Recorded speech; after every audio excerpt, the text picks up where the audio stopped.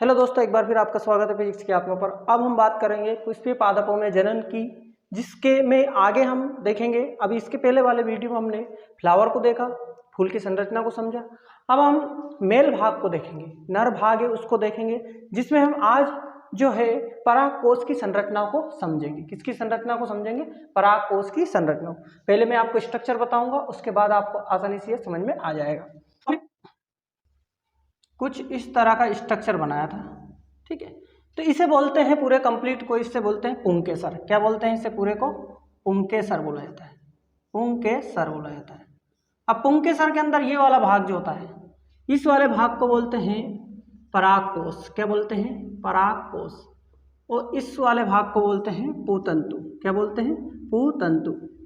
अब परागकोश जो होता है, जिसके अंदर क्या होते हैं? लघु बीजाणु धानी होते हैं, लघु बीजाणु धानी या माइक्रोस्पोरेंजियम होते हैं इसके अंदर ही। अब इसमें दूसरा भाग होता है पुंकेसर पूतंतु। पूतंतु को हम फिलामेंट कहते हैं। क्या कहते हैं? फिलामेंट, जो कि एक बोल सकते हैं एक तने के समान होता है, स्टाक समान होता है। और ये क्या करता है? ये थैलेमस से जुड़ा होता है, जो पुष्पासन होता है ना। तो हम कह सकते हैं कि ये जो पूतंतु होता है वो परागकोश को पुष्पासन से जोड़ने का कार्य करता है। मैंने यहाँ पर स्ट्रक्चर बनाया, एक ये भाग बनाया, एक ये भाग बनाया।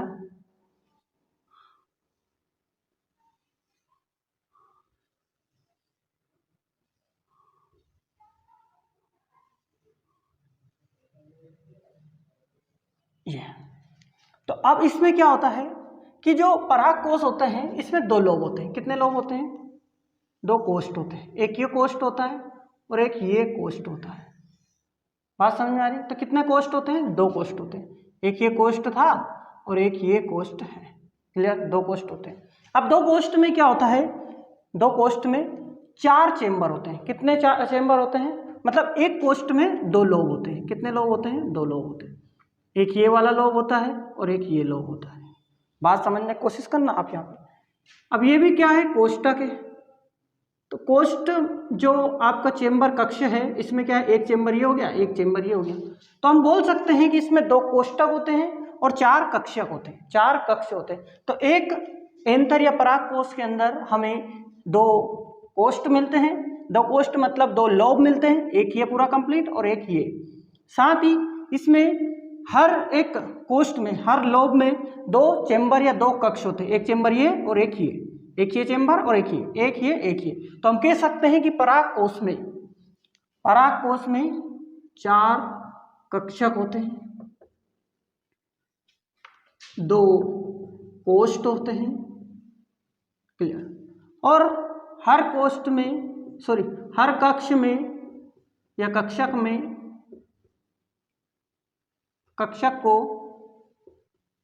कक्षक लघु बीजाणु धानी को प्रदर्शित करता है। लघु बीजाणु धानी को प्रदर्शित करता है। कौन प्रदर्शित करता है? आपका हर चेंबर। तो हम बोल सकते हैं कि ये भी क्या है?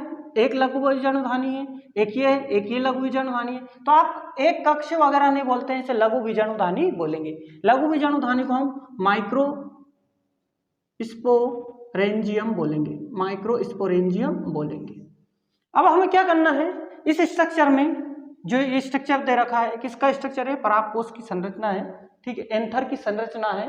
तो एंथर की संरचना को हम देखेंगे तो इसमें हम एक भाग को ले लेंगे। किस भाग को ले लेंगे? इस भाग को, एक भाग को कट करेंगे और एक भाग को कट करके इधर बना लेंगे।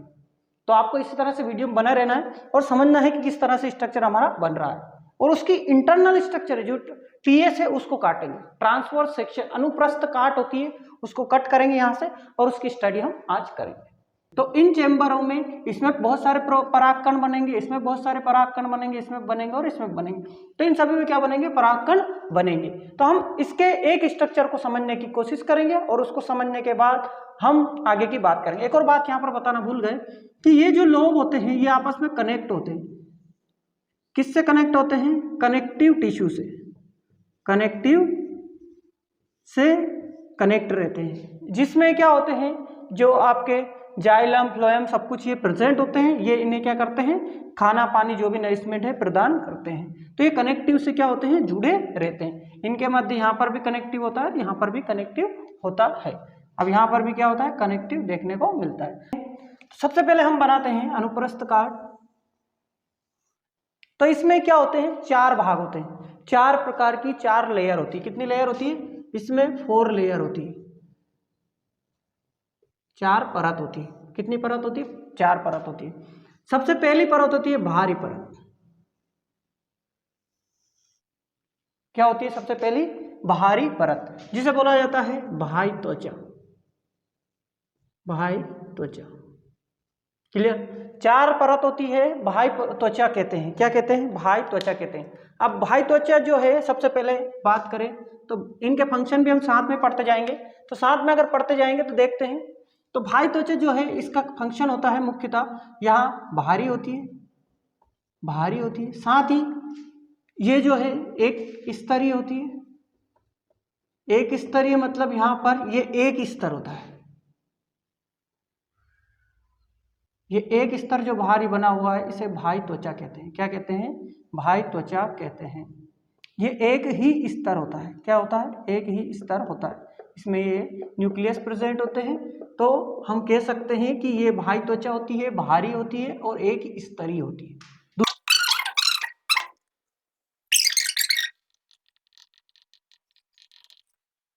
दूसरा एंडोथीशियम होता है। एंडोथीशियम जो होता है बाह्य त्वचा के अंदर का भाग, बाह्य त्वचा के अंदर का भाग होता है,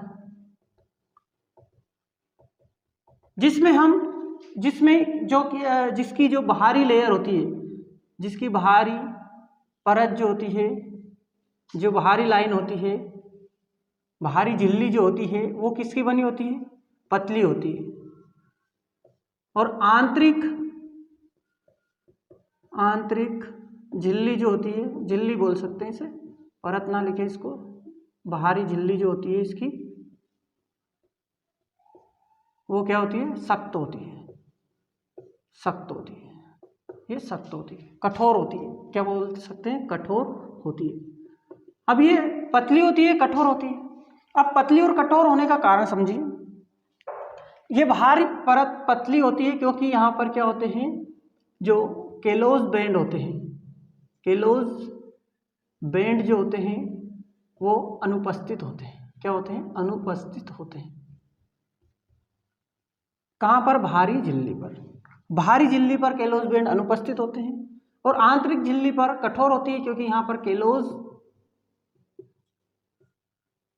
अल्फा केलोज बोल सकते हैं, सॉरी केलोज बोलेंगे, केलोज बैंड उपस्थित रहते हैं। क्या रहते हैं, केलोज बैंड उपस्थित रहते हैं। बात समझ में आ रही है। तो एंडोथीशियम बाह्य त्वचा के अंदर का भाग होता है। बाहरी झिल्ली जो है इसकी पतली, केलोज बैंड अनुपस्थित होते हैं इसलिए पतली है। आंतरिक झिल्ली सख्त और कठोर होती है, केलोज बैंड अनुपस्थित होते हैं। तो अगर हम बात करें यहाँ पर, तो ये जो है ये आंतरिक झिल्ली है। ये हम देख रहे हैं, ये क्या है, ये आंतरिक झिल्ली है। यहाँ पर ये केलोज बैंड यहाँ पर मान लो अनुपस्थित है, सॉरी यहाँ पर ये आंतरिक झिल्ली है, यहाँ पर केलोज बैंड इसमें प्रेजेंट है, लेकिन यहाँ पर बाहरी पर क्या है, केलोज बैंड अनुपस्थित होते हैं। अब अनुपस्थित होते हैं तो जहां पर भी केलोज बैंड अनुपस्थित होते हैं उसे बोलते हैं स्टोमियम। स्टोमियम।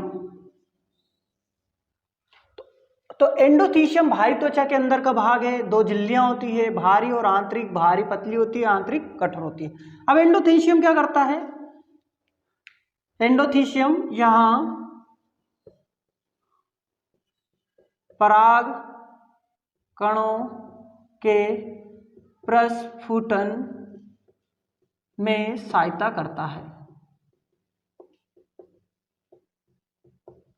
किसमें सहायता करता है, यहाँ पराग कणों के प्रस्फुटन में सहायता करता है, मतलब पोलन ग्रेन के डायसेंस में मदद करता है। यहाँ पर अंदर पोलन ग्रेन बनेंगे तो जब ये यहाँ पर जो स्टोमियम होता है, यहाँ पर क्या होता है, केलोस बैंड अनुपस्थित होते हैं, तो ये यहाँ से क्या हो जाती है, ब्रेक हो जाती है। ब्रेक होने से जो पोलन ग्रेन है वो क्या हो जाते हैं, बाहर की तरफ आ जाते हैं। आगे जो प्रोसेस होगी, जो वो चलता जाएगा, उसमें हम समझाते जाएंगे, लेकिन अभी हम क्या बात कर रहे हैं, एंडोथीशियम की बात कर रहे हैं। एंडोथीशियम में स्टोमियम प्रेजेंट होता है। स्टोमियम उस भाग को बोला जाता है जहाँ पर केलोस बैंड अनुपस्थित होते हैं।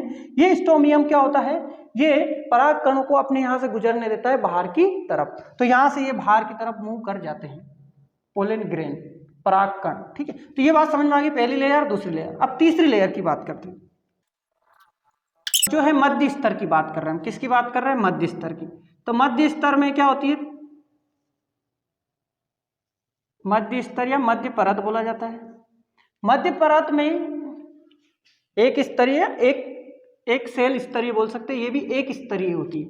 ये भी कैसी होती है, एक स्तरीय होती है। एक ही सेल का स्तर होता है, ये इस तरह का एक सेल का स्तर है, ये भी एक सेल का स्तर है। तो ये बाहरी हो गई, ये एंडोथीशियम दूसरी हो गई। अब बात कर रहे हैं मध्य परत की। मध्य परत में ये सबसे पहले इसके फंक्शन की बात कैसी होती है, ये त्रिस्तरीय होती है। कहीं पर 4 स्तरीय भी देखने को मिलती है। क्या करती है, त्रिस्तरीय होती है। दूसरा, बाहरी रूप से एंडोथीशियम से जुड़ी रहती है। किससे जुड़ी रहती है, त्रिस्तरीय, बाहरी रूप से एंडोथीशियम से जुड़ी रहती है। मध्य परत हो गई। ठीक है, मध्य परत में 3 स्तर देखने को मिलते हैं। एक स्तरीय, एक ये, आप समझने की कोशिश करें स्ट्रक्चर को थोड़ा सा।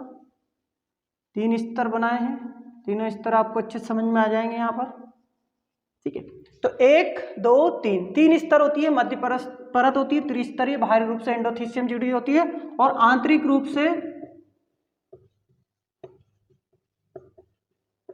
टेपेटम से जुड़ी होती है। टेपेटम से जुड़ी रहती है।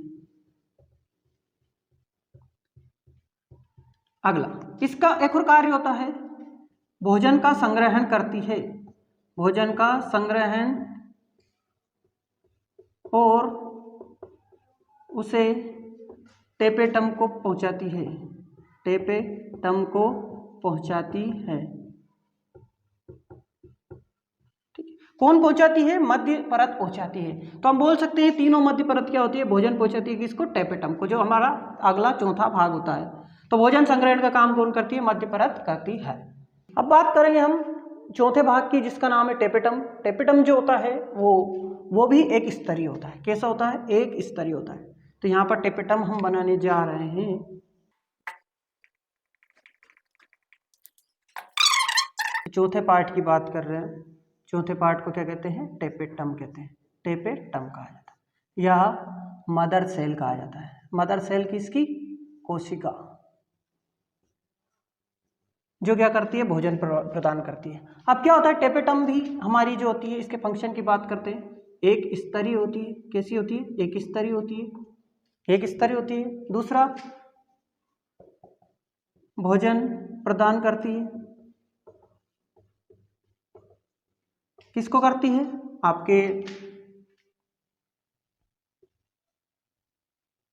माइक्रोस्पोर को, माइक्रोस्पोर को या लघु बीजाणु को, लघु बीजाणु को क्या करती है, भोजन प्रदान करती है।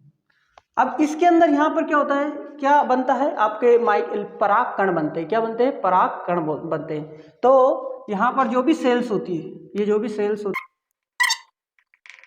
इन्हें बोलते हैं माइक्रोस्पोर मदर सेल। लघु बीजाणु क्या बोलते हैं, लघु बीजाणु माता कोशिकाएं। ये कोशिकाएं ही आगे चलकर क्या करती है, पराग कण बनाती है। ये क्या करती है, पराग कण बनाती है। पराग कण बनाती है। पराग कण को ही हम माइक्रोस्पोर या लघु बीजाणु कहते हैं। तो ये लघु बीजाणु माता कोशिकाएं होती है, जो कहाँ होती है, टेपेटम के अंदर होती है। टेपेटम क्या करता है, टेपेटम भोजन प्रदान करता है किसको, माइक्रोस्पोर लघु बीजाणु को। साथ ही टेपेटम क्या करता है, मध्य परत से भोजन लेता है और अपने अंदर जमा करता है, जमा करने के बाद माइक्रोस्पोर को प्रदान करता है। तो टेपेटम समझ में आ गया होगा आपको कि ये टेपेटम जो होता है मुख्य भाग होता है जो क्या करता है, पोलन ग्रेन आपके परागकण होते हैं उनको भोजन प्रदान करता है। अब परागकण को ही नहीं, जो परागकण ग्रो कर रहे हैं उनको प्रदान करता है भोजन।